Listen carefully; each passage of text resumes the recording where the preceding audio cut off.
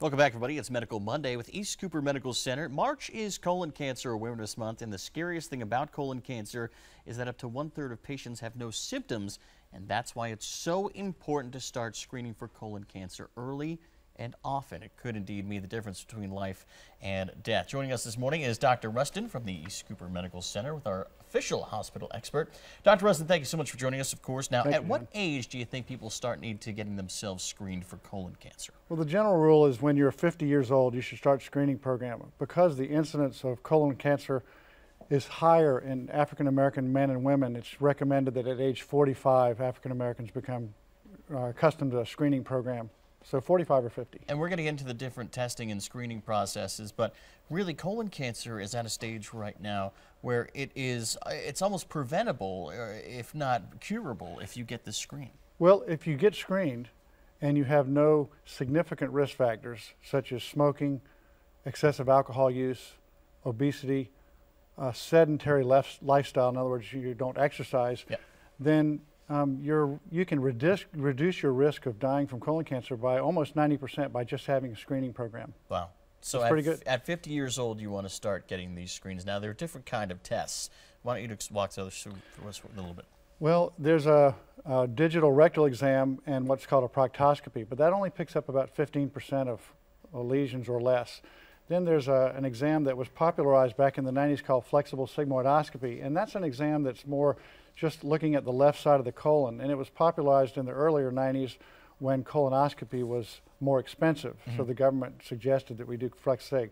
But FlexSig is like getting a chest x-ray but only seeing one lung, or a mammogram and only seeing one breast. So currently the recommendation is either colonoscopy every 10 years or a barium enema, which is an x-ray, every 5 years. Okay, so every 5 or 10 years.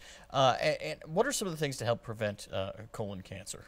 Well, the best thing to do to prevent colon cancer is to, first of all, be aware that this is a preventable disease as long as you can screen for it. So know your family history, don't smoke, don't drink excessively, try to exercise daily, be aware of diet, proper diet, and then go and get screened in an appropriate facility by an appropriate physician. Now, you mentioned those tests, and the test might be right for one person, not right for another person. So how do you kind of differentiate between that? Well, almost everyone's a candidate for a colonoscopy.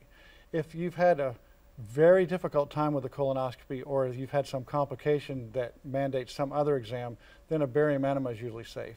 Or if you're, say, 85 years old and you have a condition that might put you at risk for giving us any sedation, then you might want to have an x-ray, a barium enema. Yeah. Now, there are also a lot of procedural things you need to do before one of those tests. So how can you best prepare yourself? Well, everybody has to take the proverbial bowel prep, and they're all basically the same. The main difference is the taste and the price. And usually the better it tastes, the more expensive it's going to be, unfortunately.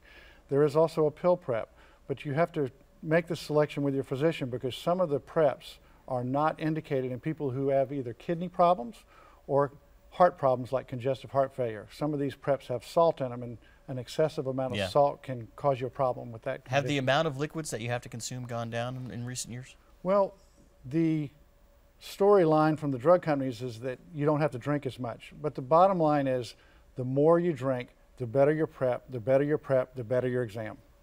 There you go. Also, how about some symptoms if people haven't gotten that screen starting at age 50? What are some of the things they might notice first off? Well, first of all, many patients don't have symptoms when you get screened, so it's important to get screened. But if you see blood in your stool, if you have a change in your bowel habit, if there's a difference in the appearance or caliber of your stool, if you have bloating, abdominal pain, rectal bleeding, any of these symptoms can be suggestive of needing to be checked for colon cancer. All right, Dr. Rustin, thank you so much for your time. Enjoyed Great information right there. We appreciate you being here as well. That's going to do it for Medical Monday. Of course, you can visit East Cooper Medical Center's expert page at abcnews4.com/experts and click on East Cooper for much more on how to get screened and prevention. We'll be back after this.